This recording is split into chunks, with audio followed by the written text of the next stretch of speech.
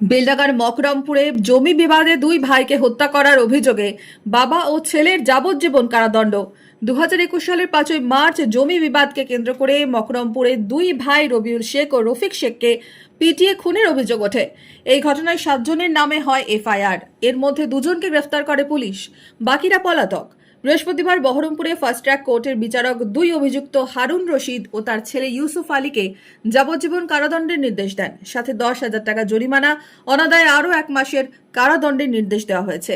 যেহেতু একটা ঘটনা এই বেলডাঙ্গা থানার অধীন মকরমপুরে ঘটেছিল 5/3/21 সালে, সেটা সময় ছিল দিনের বেলায় 4টে সাড়ে 4টের সময় ঘটনা ঘটেছিল।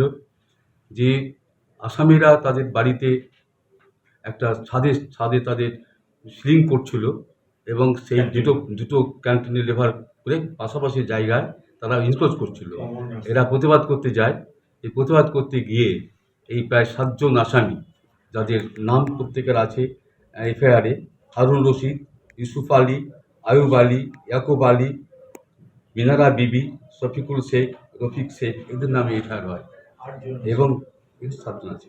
এবং এফআইআর হওয়ার পর এই যে আব্দুর রশিদ যে এফআইআর করেন, তার ভিত্তিতে বেলডাঙ্গা থানা 302/34 কেস রুজু করে বিচার হয়। বিচার হওয়ার পরে প্রশাসন তরফ থেকে প্রায় ডাক্তার এবং আয়ো সহ 21 জন সাক্ষী এক্সামিন করা হয় এবং প্রসিকিউশন তার 5-6 জন যে আই উইটনেস ছিল তারা প্রত্যেকে কোর্টে সাক্ষ্য দেয় এবং প্রসিকিউশন তার সাক্ষ্য প্রমাণ করে। আমাদের মাননীয় আদালত তাকে দোষী সাব্যস্ত করেন। যদি তার কাস্টডিতে আছে 2 জন আসামি, বাদবাকি আসামি সব পলাতক আছে এবং এই 2 জনকে আজকে সাজা ঘোষণা করা হয় এবং তাদের সাজা ঘোষণার লাইফ ইমপ্রিজনমেন্ট করা হয়, অর্থাৎ যাবজ্জীবন করা হয় এবং 10,000 টাকা ফাইন করা হয়।